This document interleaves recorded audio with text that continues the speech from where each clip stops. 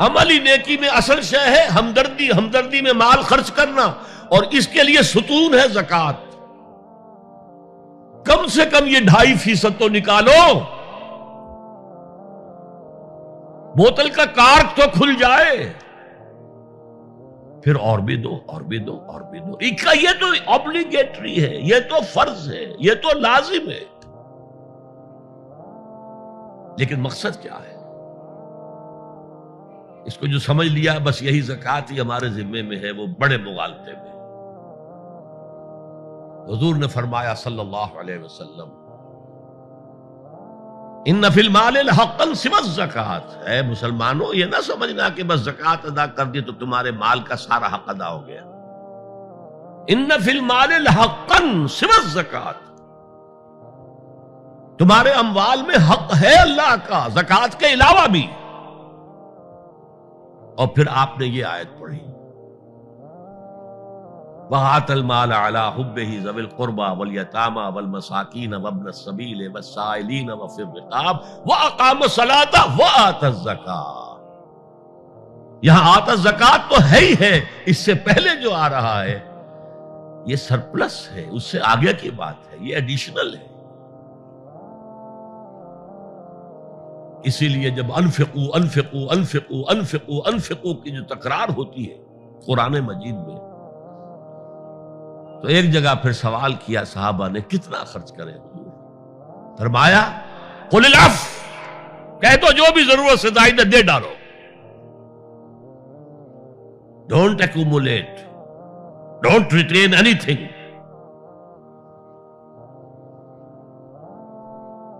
ایک بات آپ سے کہوں، آپ کچھ چونک جائیں گے، حضور نے کبھی زکوٰۃ دی؟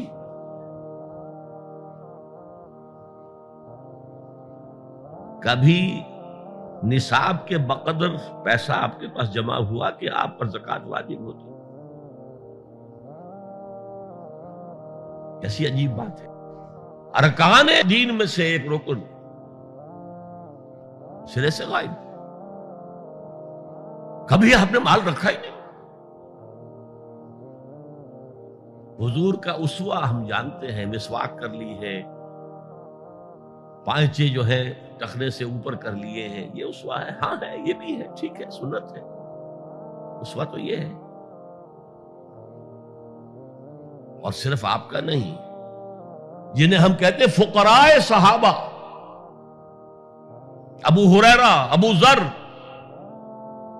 سلمان فارسی، علی رضی اللہ تعالی عنہم اجمعین، یہ فقراء صحابہ میں سے تھے، کبھی کچھ نہیں رکھا اپنے پاس۔ میں نے بتایا تھا آپ کو شاید کہ حضرت علی کی جب شادی ہو رہی تھی حضرت فاطمہ سے، کوئی مکان تھا ہی نہیں، کہاں لے کے جائے؟ ایک انصاری نے ایک حجرہ دیا ہے اپنے مکان کا، اس میں حضرت فاطمہ ودا ہو گئی۔ He didn't have any home۔ ابو ذر وہ تو دوسری انتہا کو چلے گئے تھے۔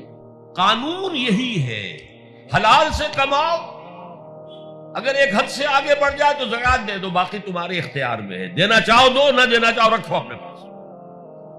قانون اس سے زیادہ آپ کو پابند نہیں کرے گا۔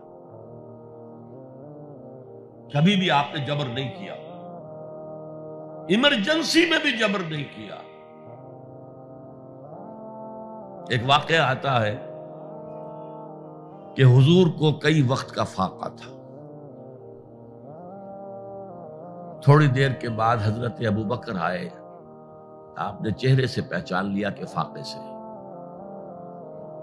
پھر حضرت عمر آئے، پہچان لیا کہ فاقے سے۔ شاید حضور خود اپنے لیے نہ اٹھتے نہ جاتے، اپنے دونوں ساتھیوں کو لے کر ایک انصاری کے باغ میں پہنچ گئے۔ انصاری کی عید ہو گئی، فوراً لا کر اس نے کچھ کھجوریں، کچھ انگوروں کے گوشے رکھے۔ اس کے بعد وہ دوڑا چھری لے کر کسی جانور کو ذبح کرنے کے لیے۔ یہ ساری تفصیلیں میں کیا بتا رہا ہوں؟ مال یہ نہیں تھا کہ مدینے میں سبھی فاقے سے تھے، موجود تھے جن کے پاس مال تھا، لیکن جبرن آپ نے کسی سے کچھ نہیں لیا۔ جب وہ چھری لے کر چلا، فرمایا دیکھنا کسی دودھ والے جانور کو نہ ذبح کرنا۔ بہرحال کچھ دیر کے بعد وہ گوشت پکا کر لایا، روٹیاں رکھی۔ اس کے بعد حضور نے ایک روٹی پر چند بوٹیاں رکھ کر کہا یہ عائشہ کو دے آؤ، اسے بھی کئی وقت کا فاقہ ہے۔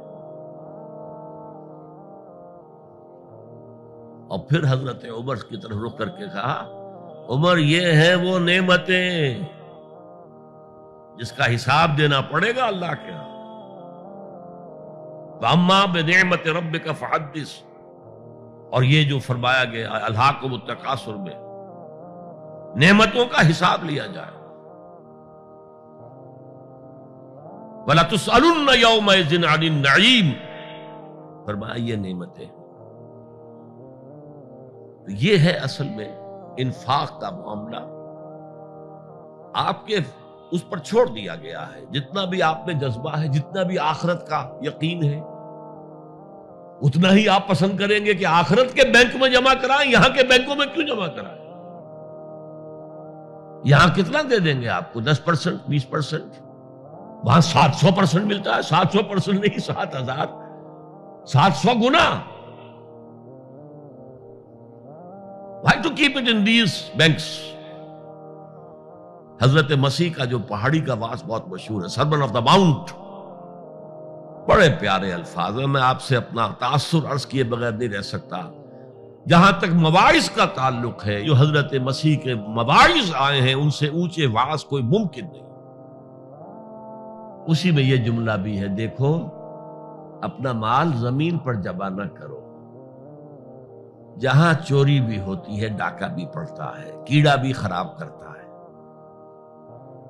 آسمان پر جمع کرو، جہاں نہ چوری کا اندیشہ، نہ ڈاکے کا خوف، نہ کیڑا خراب کر سکے۔ اس لیے کہ میں تم سے سچ کہتا ہوں کہ جہاں تمہارا مال ہوگا وہیں تمہارا دل ہوگا۔ مال یہاں ہوگا تو دل اٹکا ہوا ہوگا، اور فرشتے اس طرح گھسیٹ کر کھینچیں گے آپ کی جان کو جیسے کہ سیخ پر سے کباب کھینچا جاتا۔ اور اگر دل وہاں لگا ہوا ہے جس کے لاکھوں کروڑوں ڈالر سوئس بینکس میں جمع ہے، اسے کہا جائے نکل جاؤ پاکستان سے، اسے کوئی تکلیف ہوگی؟ نکل جاؤ فلاں ملک سے، ملک بدل کرتے تمہیں کیا تکلیف؟ میرے بینک کے اندر پیسے ہیں۔ البتہ جس کا باہر کچھ نہ ہو، اسے اگر یہ دی جائے سزا تو اس کی تو جان پر بن جائے گی۔ تو یہ ہے انفاق کا معاملہ۔ اس میں یہ دو جو ہے، ایک قانونی سطح ہے، قانونی سطح یہ کہ حلال ذریعہ حرام نہ ہو، سود نہ ہو، جوا نہ ہو، فحاشی کو ذریعہ نہ بنایا جائے، منشیات کو ذریعہ نہ بنایا جائے کمائی کا۔ اور جو بھی آپ کے پاس ہے، آپ نصاب کی سطح کے اوپر آ گئے تو 2.5% زکوٰۃ دے دو۔ قانون اس سے آگے آپ سے مطالبہ نہیں کرے گا، اگرچہ فقہا نے یہ فتویٰ دیا ہے کہ اگر کسی وقت جو فقراء ہیں ان کی ضرورتیں زکوٰۃ سے پوری نہ ہو سکے تو اس وقت کا امام، اس وقت کا خلیفہ، وہ زبردستی بھی امراء کے مال میں سے مزید لے سکتا ہے زکوٰۃ کے علاوہ۔ لیکن کمال یہ ہے محمد رسول اللہ صلی اللہ علیہ وسلم کا کہ نہایت جان اصل تحریک جو تھی، انقلابی تحریک، اس میں بھی کبھی آپ نے جبر سے کام نہیں لیا۔ یہ آپ کے چوائس پر ہے، البتہ ایک معیار مقرر کر دیا، جیسے حضرت ابو بکر غزوہ تبوک کے موقع پر سب کچھ لے آئے تھے گھر میں جھاڑو پھینک کر۔ عام حالات میں یہ نہیں، ایک شخص آئے صحابی انصاری، میں اپنا سب کچھ اللہ کی راہ میں دینا چاہتا ہوں، فرمایا نہیں، تم چاہتے ہو کہ اپنے ورثاء کو غریب اور فقیر بنا کر جاؤ؟ اس نے کہا اچھا میں آدھا نہیں، آدھا بھی بہت ہے۔ فرمایا تہائی دیتا ہوں؟ فرمایا ہاں تہائی کافی ہے، وَالثُلُثُ کثیر، اور ثلث بھی بہت ہے۔